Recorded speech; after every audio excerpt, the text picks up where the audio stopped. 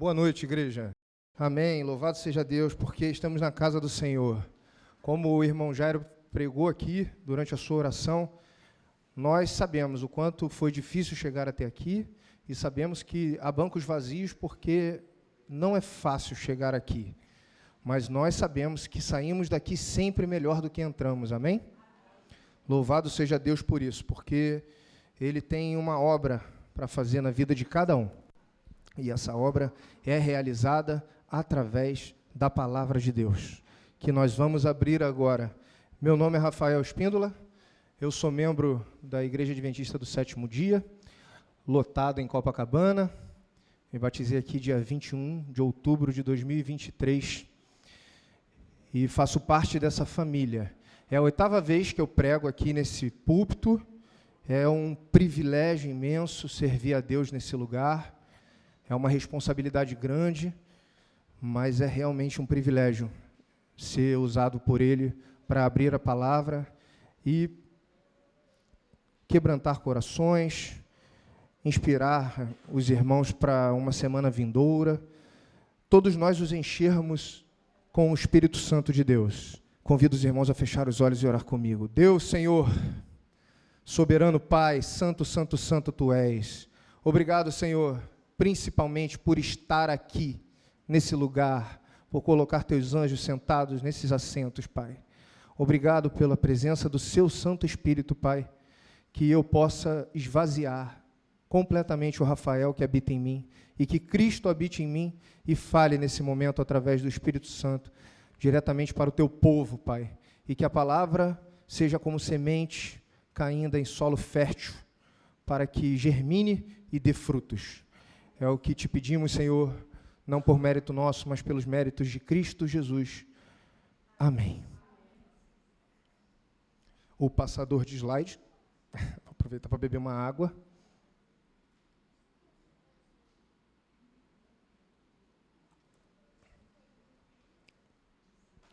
Irmãos, o título do sermão dessa noite é Deus estava lá.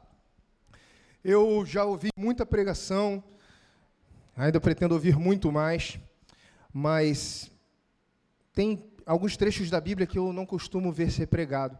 E Deus veio até mim e falou, né? Um irmão que a gente estava levando para o abrigo, lá em Cabuçu, comentou sobre esse personagem bíblico, que eu nunca tinha ouvido falar. Alguém aqui já viu alguma pregação sobre Jefité? Oh, temos 3. Amém. É bênção, né, irmã? Jefité. Olha só, 3 de 30, digamos assim. E você que está aí na internet, você já ouviu falar sobre Jefité? Vou te falar quem foi Jefité. Jefité foi o 8º juiz de Israel. Por coincidência, a 8ª vez que eu prego aqui. E Jefité foi o 8º juiz de Israel. Ele também foi chamado de o Gileadita.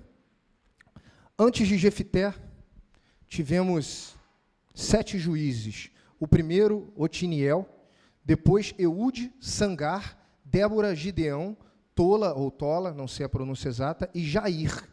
Desses anteriores, a gente vê muito ser pregado sobre Débora, já vi a minha irmã pregando, lindamente sobre Débora, e Gideão. E depois de Jefité, ainda vieram Ibissã, Elon, Abidão e Sansão. Sansão é bom. Sansão, todo mundo conhece, né? Também a gente vê muita pregação. Mas a gente não vê muita pregação sobre Jefté. E o irmão me contou a história de Jefté, eu fiquei fascinado. Falei, caramba, cara, como é que eu nunca ouvi uma pregação sobre isso? E isso foi há 3 meses atrás, e desde então eu fico ruminando essa história. Por que essa história não é pregada? Aí o nosso ancião me fez o convite, eu falei, chegou a hora de falar de Jefté. Então vamos abrir a palavra em Juízes 11. E vamos começar a leitura. A história de Jefté, ela habita vários versículos da Bíblia, a gente não vai ler todos eles, em algumas partes eu vou fazer um resumo, mas o começo do começo é Juízes 11, de 1 a 2. Eu vou esperar mais um pouquinho para os irmãos chegarem e folhearem sua própria palavra, mas tudo que eu ler biblicamente estará na tela aqui também. A versão que eu utilizei aqui é NVI, que é uma versão mais atual, com um linguajar mais comum dos dias de hoje, que não é tão bonito, né? As versões da Almeida Revista Atualizada têm um linguajar lindo, palavras que trazem um significado, um peso maravilhoso para a palavra. Mas a NVI, às vezes, ela vai direto ao ponto e traz para a gente a noção exata do que estava acontecendo mais rápido.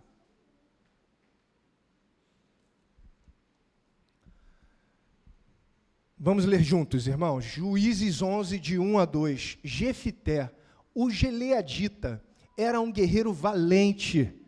Sua mãe era uma prostituta. Seu pai foi Gileade. A mulher de Gileade também lhe deu os filhos, que quando já estavam grandes, expulsaram Jefité, dizendo: você não vai receber nenhuma herança da nossa família, pois é filho de outra mulher. Ninguém pede para nascer, né, igreja? Ninguém escolhe o berço que nasce. Alguns aqui presentes tiveram o privilégio, a bênção de nascer num berço cristão. Alguns nasceram em berços mundanos, como eu. E Jefité, ele nasceu com esse rótulo. Jefité nasceu com um histórico. Jefité nasceu com uma cicatriz alheia. Jefité, ele não foi rejeitado, como vocês viram, que ele foi rejeitado pelo irmão. Ele não foi rejeitado por algo que ele fez, mas por algo que ele era. Ou melhor, não porque ele era, né? Porque pensavam que ele era algo.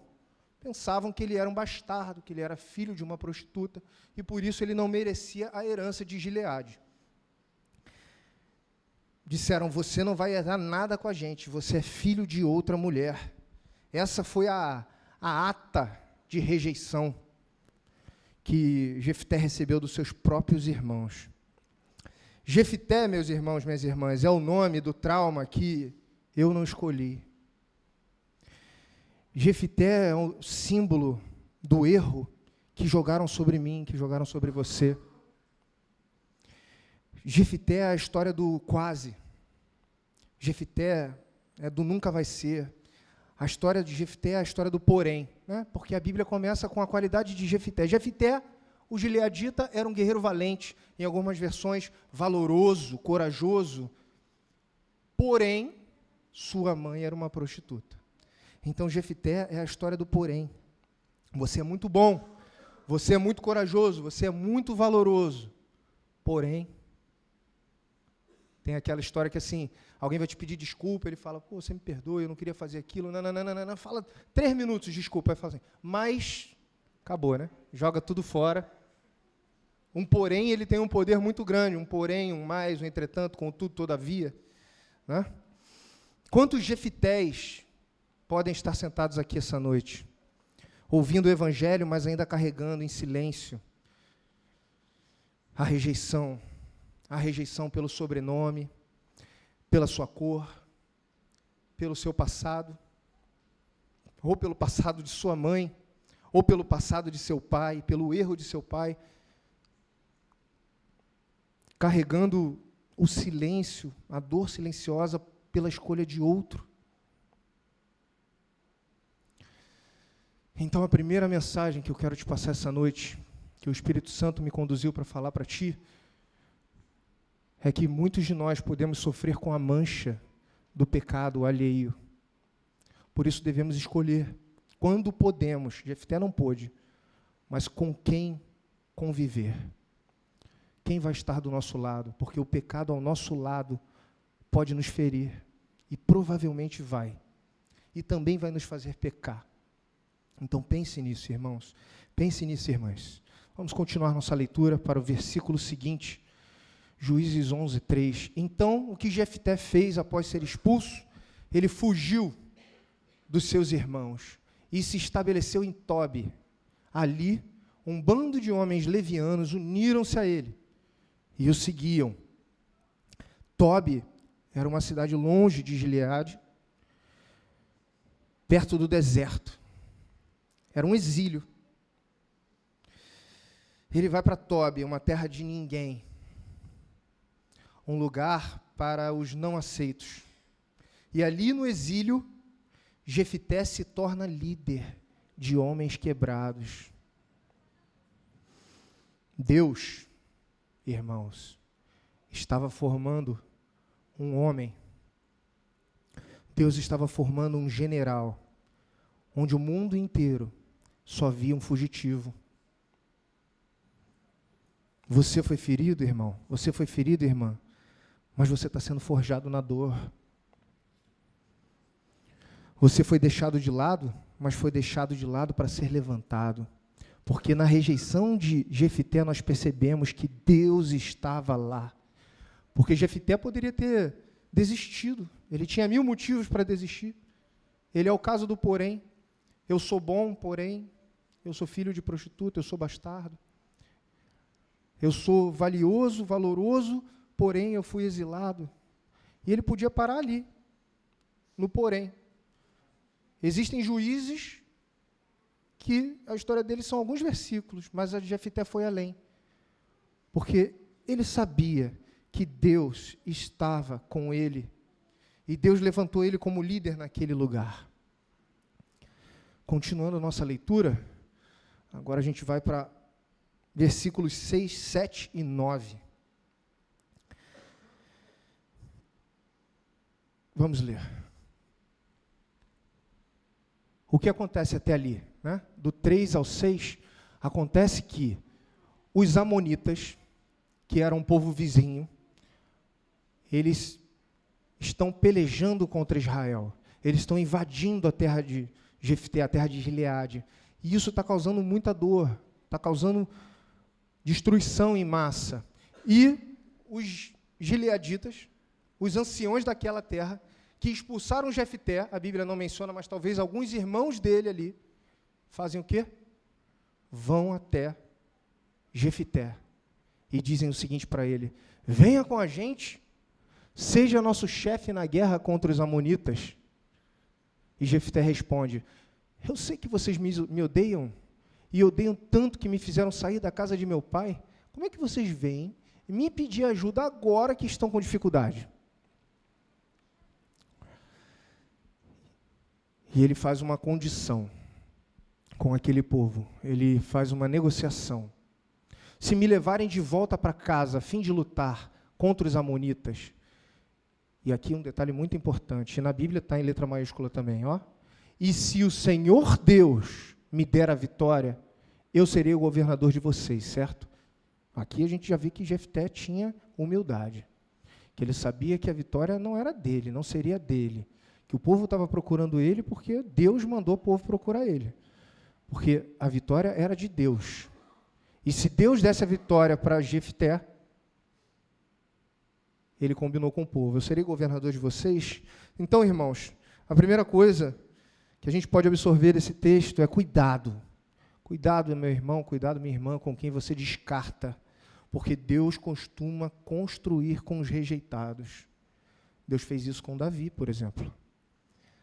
Deus, ele costuma construir com os rejeitados, porque Deus até exalta e usa aqueles que já estão bem, que já estão sem necessidades, mas quando Deus escolhe os rejeitados, os oprimidos, os fracos, os quebrados, fica muito mais evidente o poder de Deus. O poder de Deus, o nome de Deus é muito mais exaltado, porque ele é muito mais testemunhado. Porque quando você vê, fala: caramba, não era ele que estava morando na rua, como é que foi? Ah, ele aceitou Jesus, amém. É diferente, né? Então, irmãos, quando a guerra apertou, Israel foi atrás de quem desprezou. Aquele que foi chutado da mesa, agora era convidado a liderar o exército. A pedra que os construtores rejeitaram virou fundamento da vitória. O grito que Israel abafou, agora se tornava a voz que iria guiá-los na batalha. Vamos continuar nossa leitura. Juízes 11, de 12 a 28, não vamos ler tudo, vamos ler apenas esse trecho. Então Jefté, a primeira coisa que Jefté fez foi, enviou mensageiros ao rei dos amonitas. Os mensageiros disseram: o que é que vocês têm contra mim? Não, os mensageiros de Jefté disseram, essas são as palavras de Jefté: o que é que vocês têm contra mim, filhos de Amon? Porque invadiram meu país, mas o rei dos amonitas não quis ouvir a mensagem que Jefté havia mandado. Isso já é o 28, tá? Aqui a gente também tem grandes revelações sobre esse juiz, esse 8º juiz que governou Israel. Ele era um verdadeiro líder e ele não era imprudente. Antes da espada, antes da guerra, Jefté usou a palavra. Antes de derramar sangue, Jefté derramou argumentos. Jefté, o rejeitado, mostrando que sabia mais da história do que muitos que o chamavam de prudente, porque do 12 ao 28, você vê Jefté negociando, porque quando ele fala assim, o que vocês têm contra mim porque invadiram meu país? O Amon fala, ué, vocês que vieram lá do Egito, entraram aqui e levaram destruição para os filhos de Amon. Vocês que invadiram o nosso país. E Jefté lembra e mostra que tem conhecimento histórico, que tem conhecimento geográfico, que tem conhecimento religioso. Fala para ele, não foi bem assim, nós chegamos aqui, acampamos ao lado da sua terra, não te invadimos, enviamos negociadores, queríamos a paz, queríamos apenas a passagem, a nossa terra não era essa, a nossa terra era além, a terra prometida por Deus, a Canaã, mas vocês nos invadiram primeiro. Então Jefté argumenta em 16 versículos, tenta argumentar, tenta usar a palavra, tenta lutar pela paz. Mas no final, no versículo 28, o rei dos amonitas não quis ouvir a mensagem que Jefté havia mandado. E nós entendemos então que Jefté conhecia a trajetória dos seus pais, ele sabia cada linha da conquista de Canaã, sabia quem era o Senhor Deus de Israel. E quando todos viam nele um homem bruto, apenas um líder, um guerreiro capaz de vencer os amonitas, ele se revelou um estrategista, se revelou um diplomata, um homem de memória e, principalmente, um homem de fé. Porque nem todo guerreiro nasce para a guerra, mas todo líder sabe quando tentar a paz. Essa é mais uma mensagem para essa noite. O verdadeiro líder é aquele que luta até para não lutar. O verdadeiro líder cristão, ele primeiro luta pela trégua. Ele luta pela paz. Ele dá outra face a bater. Ele não vai para a espada antes de ir para a palavra. E Jefté nos prova isso. E aí veio o grande versículo, na minha opinião, da história de Jefté inteira. Essa é a minha opinião pessoal, ao ler a história de Jefté em várias versões. 11, 29, diz assim,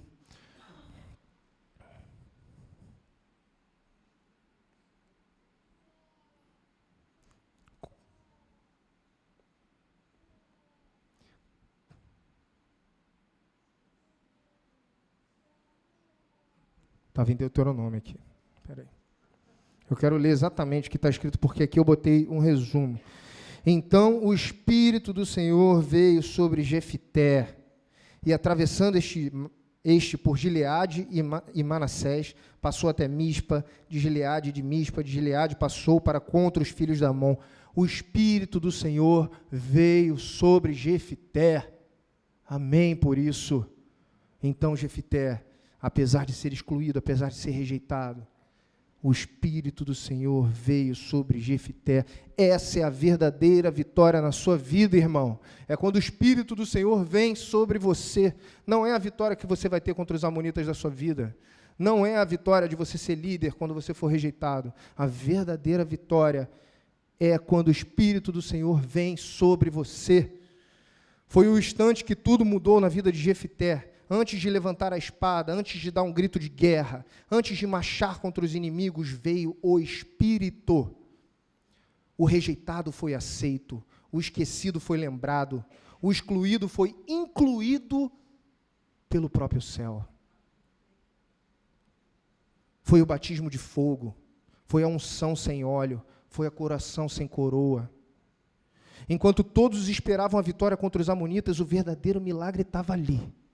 Antes de ir para lá lutar, o Espírito do Senhor veio sobre Jefté, O homem que a cidade expulsou agora tinha a presença que ninguém podia tirar. Ninguém.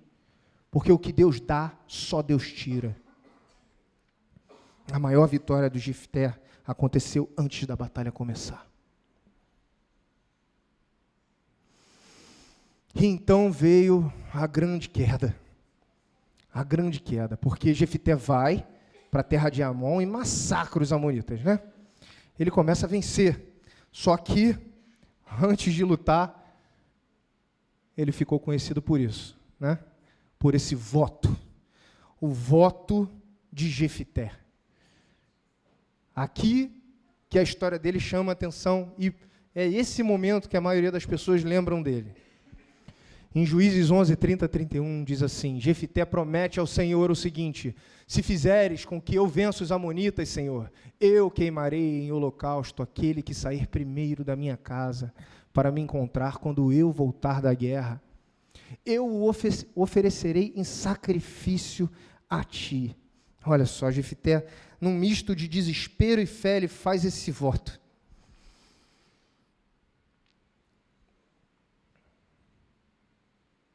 Até os ungidos continuam pecadores. Vocês sabem quem saiu da casa dele quando ele chegou em casa? Depois de vencer todos os amonitas e massacrar a nação dos amonitas? A filha dele. A única filha dele. Quando Jefté volta para sua casa em Mispa, sua filha saiu ao seu encontro, dançando e tocando pandeiro. Era filha única. Ele não tinha mais nenhuma filha ou filho. Falar um pouco sobre esse voto de Jefté. Quando ele faz esse voto, o texto vira dor. A história que parecia de redenção ganha tons de tragédia. Por quê? Porque Jefté ainda não tinha sido curado de ser aceito. Jefté fez um voto com Deus como quem tenta comprar o amor que nunca teve. Esse é o perigo, irmãos, de tentar pagar com sacrifícios o que Deus já queria te dar por graça. Aí é o cerne da questão bíblica, é a questão polêmica da história de Jefté e talvez até do livro de Juízes. Será que Jefté não sabia que o Senhor proibia sacrifícios humanos? Claro que Jefté sabia, porque quando ele foi tentar argumentar contra os amonitas, quando ele foi tentar diplomacia, ele falou de tudo que Israel tinha passado para chegar até ali. Ele soube defender o povo. A gente já viu que Jefté não é imprudente, porque antes de ser um guerreiro, ele era um diplomata. A gente já viu que Jefté é um conhecedor da religião, é um conhecedor do seu Deus, é um conhecedor da história. Então, por que ele fez isso? Será que ele tinha costume pagão? Não tinha. Como a gente viu, ele não era imprudente.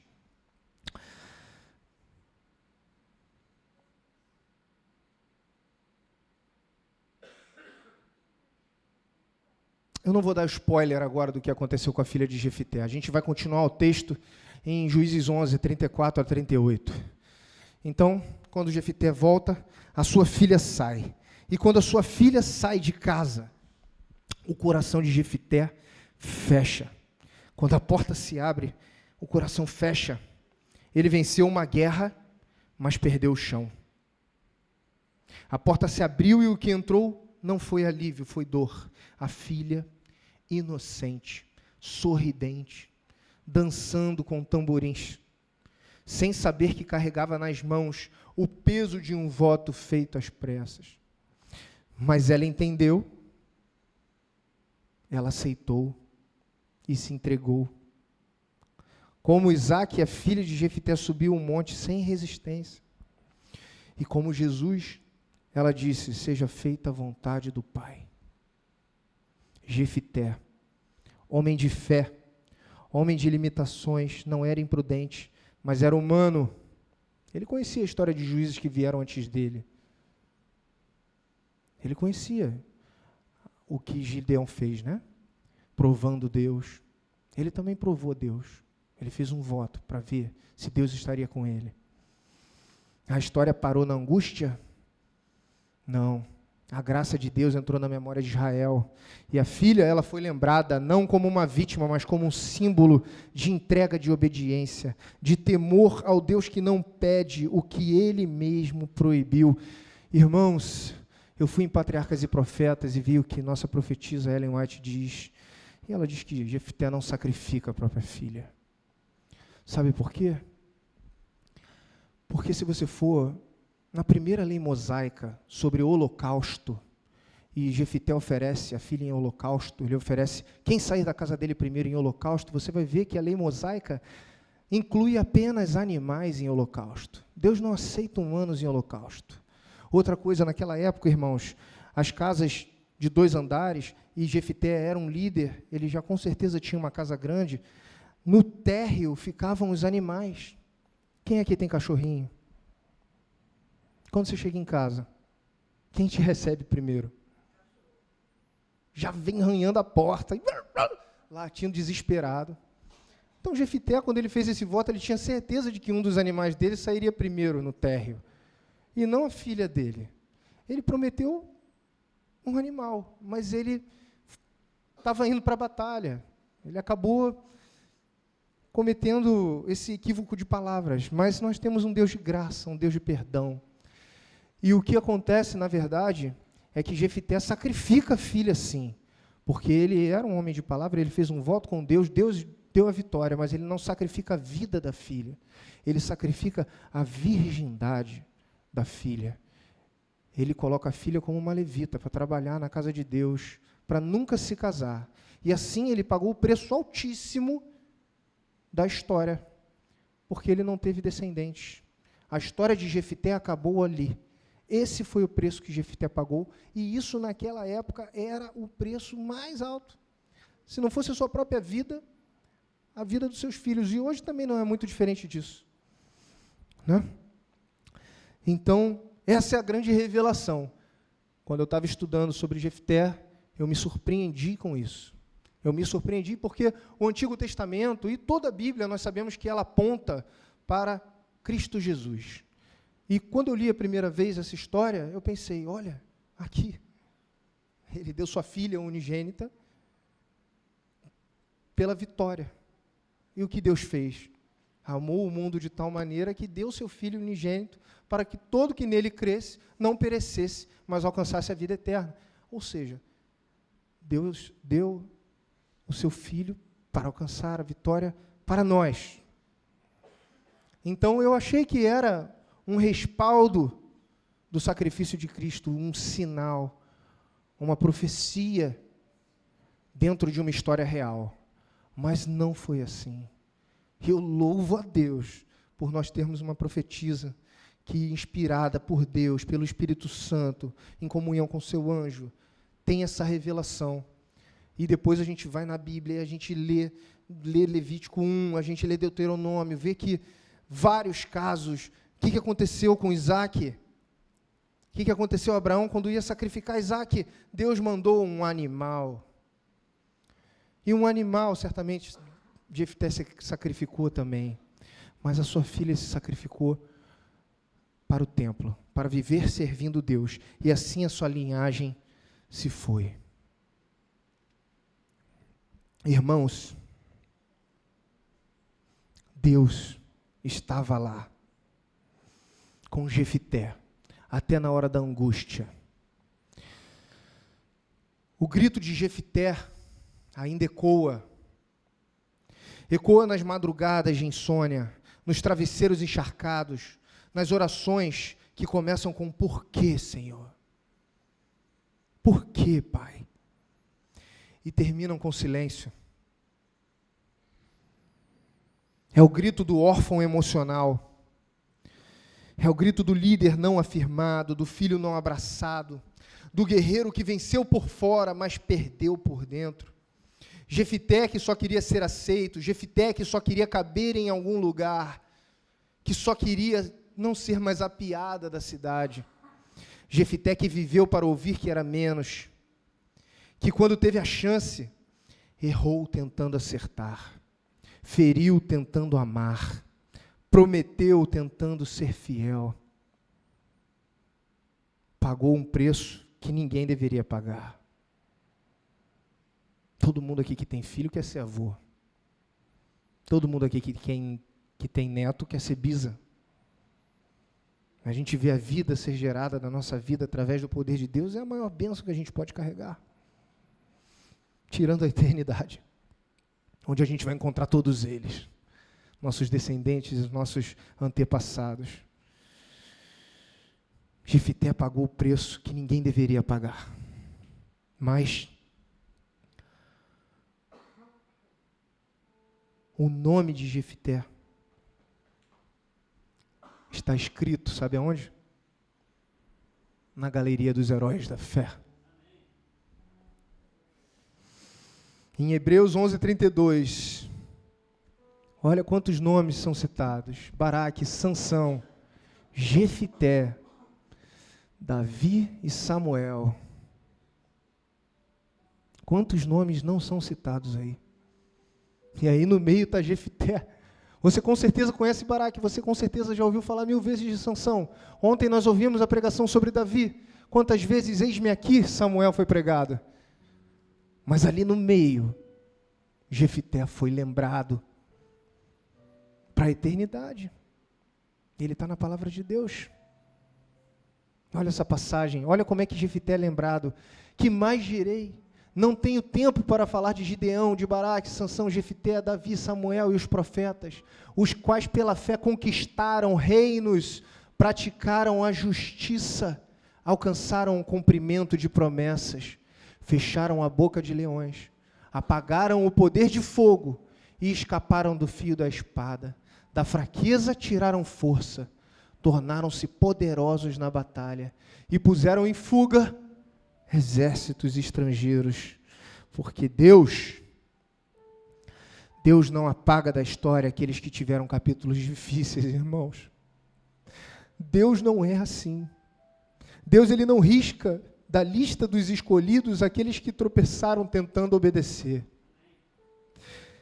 Deus estava lá. Deus estava lá no nascimento de Jefité, no nascimento que ele não pediu. Deus estava nas humilhações que ele não merecia. Deus estava na expulsão de casa, lá no esconderijo de Tobi, lá no dia do voto, lá na dor da filha, lá no eco da culpa. E Deus está aqui. Amém? Deus está aqui no seu trauma. Deus está aqui na nossa culpa. Deus está aqui na nossa vergonha, na nossa saudade, no nosso desespero. Deus está aqui na tua luta interna, irmão. Deus estava lá e Deus está aqui, agora, dentro de nós, ao redor de nós. Talvez você, irmão, talvez eu, sejamos o Jefité dessa geração. Talvez você carregue o nome que você não queria, o rótulo que você não pediu, o trauma que você não causou. Mas escuta, meu irmão, escuta. O trauma que você carrega não é maior do que a missão que Deus te confiou. Deus treina soldados em desertos onde a sociedade descarta sobreviventes. O erro dos outros não define o seu chamado, irmã. Você não é o rótulo que te deram. Você é o propósito que Deus declarou. Então hoje, em nome de Jesus, eu te convido a parar de fugir, irmão. A parar de fugir. Parar de se esconder. Parar de ouvir as vozes do passado. E ouvir a única voz que importa ser ouvida, que é a voz de Deus. Dizendo para você: eu estava lá quando você chorou escondido. Eu estava lá quando você prometeu coisas que você não sabia cumprir. Eu estava lá, irmão, quando você achou que não tinha mais volta. Eu estava lá quando te rejeitaram, estava lá quando te chamaram de improvável. Deus estava lá quando você caiu. E Ele está aqui para te levantar, para te curar, para te salvar. Se você crê nisso, se você sente esse chamado, se o grito de Jefité ecoa dentro de você, durante esse louvor, levante-se. Venha à frente e nós vamos orar juntos aqui. Se entregue, porque se tem uma certeza que esse sermão deixa é essa: Deus estava lá e Ele está aqui, agora, esperando você.